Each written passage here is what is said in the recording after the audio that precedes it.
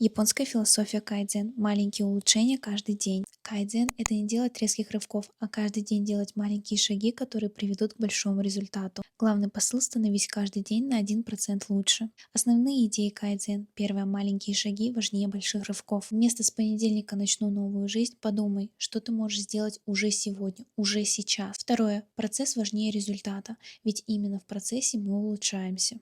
Третье – постоянное устранение лишнего.